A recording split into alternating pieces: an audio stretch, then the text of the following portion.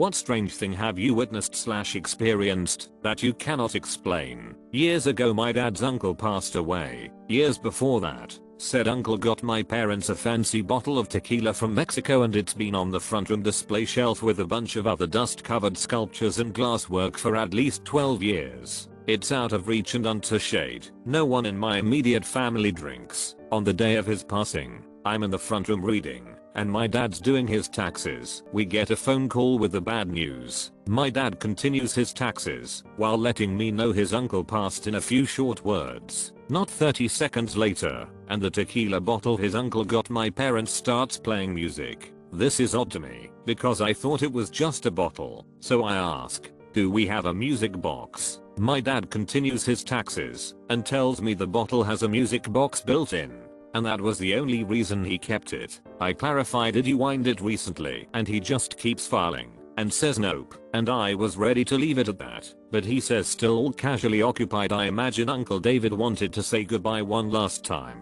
That is the only time it has made a noise, as long as I've been alive. Of all days and times, I never knew what to make of it. It just made me uncomfortable. This is actually the weirdest thing, and call me crazy if you'd like. I went to a fair one time. For some reason my friends weren't with me, can't recall why. I noticed there were surprisingly few people there, and an abnormal amount of clowns. Didn't think anything of it. Got on some ride. Got one of those spiral cut potatoes. Took off after. Went home, went to sleep. Next morning my friend calls me and says where I was last night, because my group of friends had a hangout and no one could get a hold of me. Nor did I reply. Told them I went to the fair. He asked what fair. Then I couldn't remember where it was. I just said the fair in town. He just laughed and said something to the extent of yeah whatever. Still have no idea where the F I went that night.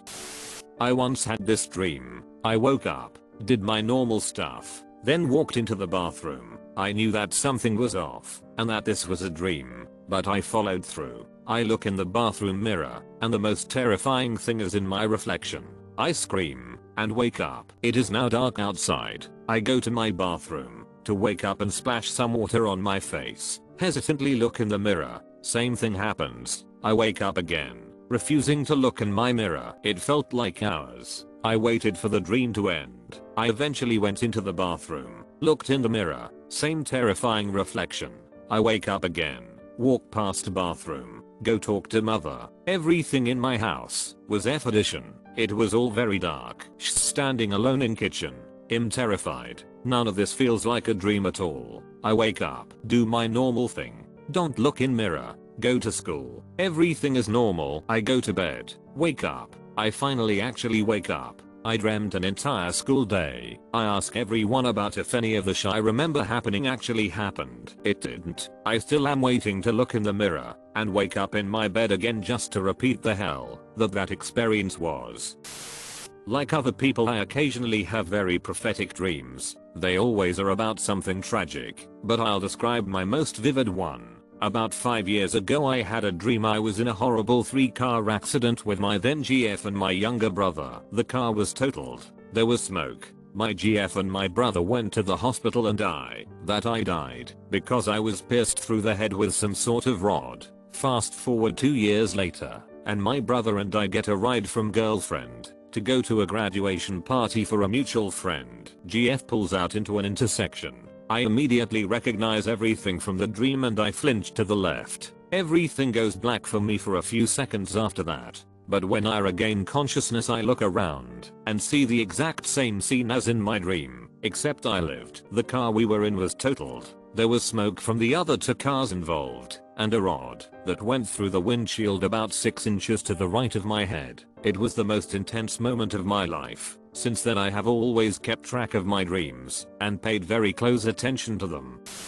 My story isn't nearly as strange as some of the others, but it's one that has stuck with me my whole life. My friend and I used to love to go and hang out in one of the local cemeteries, I guess because we were just weird. This was an older cemetery and was no longer used, so it didn't have any new graves in it. One day while we were hanging out and just wandering around we stumbled upon a new looking grave marker. It stuck out like crazy because all of the other markers were old and grey and crumbling. On some of them, you could barely make out the names. This marker was much newer and the name and dates was clearly visible. It was also a rather neat red marble color which was really different from all of the others. We didn't think much of it and just continued our trip through the cemetery. We sat down under this big tree in the middle and talked and laughed and did other stupid kid things. After an hour or so we decided it was time to leave. We crossed right by where the new grave marker had been and it was gone. We both kind of freaked out a little bit and searched the whole graveyard looking for the brand new marker and it wasn't there. We checked for it several more times on different visits and never found it again. It was just weird and something neither of us could ever explain. Graveyards are weird and not necessarily in the supernatural sense, just the planning, the similar but not same gravestones. Sometimes this eerie feeling that you know how to find your way to the grave you're looking for, no matter how chaotic the planning is, but have problems finding anything else. Bit similar to your case, I was in a graveyard with friends once and saw this really cool gravestone. Went back 2 days later by myself. Almost 2 hours looking. Can't find it. It wasn't even a big cemetery, and I remembered it was on one of 3 short paths going down a slope, and I had a picture on my phone. Felt like an idiot, and then I found it. Still felt like an idiot of course. But, yeah, cemeteries are weird. I'm a police officer. One night we get a call about some banging noises in the wall of the bathroom in a shy apartment building. The banging has been going on for a few hours and it's reported to sound like someone banging on the other side of the wall. The people who live in this unit are a husband and wife and their young son, maybe 10 years old or so. A couple of us attend this call, and when we get there, we hear the banging. It's not continuous, but it happens in 4 or 5s. Every few minutes or so. It sounded like how it was reported, like someone banging their fist against the wall. It's extremely loud and forceful. I can't remember for sure, but I think it made the mirror in the bathroom fall off. It was definitely making the items on the bathroom shelf shake. We go out and knock on the door of the apartment next door, next to where the bathroom would be. Dude answers and lets us in. Can hear the banging still, but not nearly as loud. It's clearly nobody in that unit banging on the wall. We can't figure it out. We entertain thoughts of an animal or something being stuck in the wall, but then how did it get there? Plus the forcefulness of the banging didn't add up to an animal. A person stuck in the wall. Nope. We call the fire department. By this time, mostly everybody on the whole floor is out in the hall, seeing what the hell is going on. Of course everyone is joking that it's a ghost. The people who live in the unit say they've heard the banging before, but not to this extent. It's never gone on as long, or been as loud or forceful. As a joke, someone shouts out, "If you want us to leave, knock 3 times." Right away, there are 3 sharp bangs. Not even joking. Everybody is freaked out by this point. I'm walking around the unit, just seeing if anything else is out of the ordinary. I see a laundry basket on the bed of one of the bedrooms, which shares a wall with the bath. A few of the bangs are so forceful, they made the basket on the bed shake. The kid says the banging is more frequent when he is near the bathroom. Which, right. So the firemen arrive. They think it's a big joke, but when they hear the banging, and it can't be explained, they are puzzled as well. I can't remember why, but it was determined that the sound wasn't originating from the pipes or anything else in the wall. The firemen decide to cut a small hole in the wall. Honestly, I don't even want to be there for when they do that. I've never believed in ghosts or demons or anything of that sort, but I was actually scared about what may be in the wall. So they cut a small hole in the wall. What do they find? Absolutely nothing. Nothing is in there. It's hollow. They shined a light in there and tried to shove their phone in there to take photos, but nothing was seen. The only weird thing was that when they used a heat sensor, one part of the wall was hotter than the rest. The banging basically died down at this point. We told the occupants to call us if it started up again, but it never did, or at least they never called us again. On a follow-up a few days later, they said they called a medium or someone of that sort, and while they were doing their thing, the banging happened again, very intensely, but just for a few minutes. Last I heard the occupants moved out, and we haven't heard anything since. I have no good explanation for this, and neither does anyone else. Maybe it's not ghosts, I don't know, but I'm of the opinion it's something supernatural, and this is what made me a believer.